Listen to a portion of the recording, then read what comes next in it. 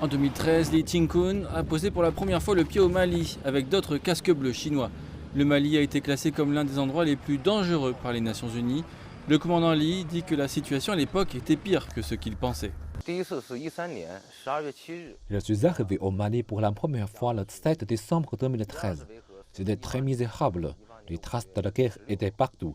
Mais j'ai vu de nombreux changements lorsque j'ai servi dans la mission de maintien de la paix pour la deuxième fois en 2015. Nous avons apporté d'importantes contributions à la construction d'infrastructures là-bas. Lee Ching-kun était le chef de l'escadron d'intervention rapide du 6e détachement des soldats de maintien de la paix au Mali. Ces deux missions de maintien de la paix dans ce pays ravagé par la guerre étaient urgentes et dangereuses. Je me souviens encore que c'était le 3 mai 2014. J'ai écrit une note de suicide, car la guerre n'était qu'à 14 km de notre base. Vous pourriez penser que c'est une très longue distance, mais les projectiles de roquettes pourraient tomber à tout moment. Peu de temps après, Lee Ching-kun était en première ligne pour un exercice de maintien de la paix. Dans une large mesure, leurs exercices ont été organisés pour dissuader les militants. Nous sommes couchés avec les armes à feu. C'était la première fois que nous étions confrontés à la vraie guerre. Des soldats avaient décidé de laisser un mot.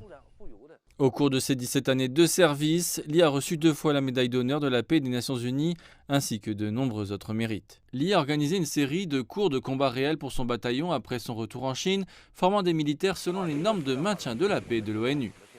Au cours de l'entraînement quotidien dans mon bataillon, j'ai demandé aux soldats de s'entraîner sur la base de certaines de mes expériences tactiques de maintien de la paix.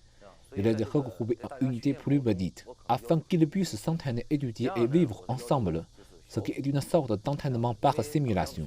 Je les ai dirigés dans l'entraînement au combat, au langage et au renseignement. Au cours des 2 missions de maintien de la paix, Lee et son équipe ont effectué plus de 380 missions, comme faire face à des guérillas, des attentats à la bombe en bordure de route, ainsi que l'escorte de responsables de l'ONU.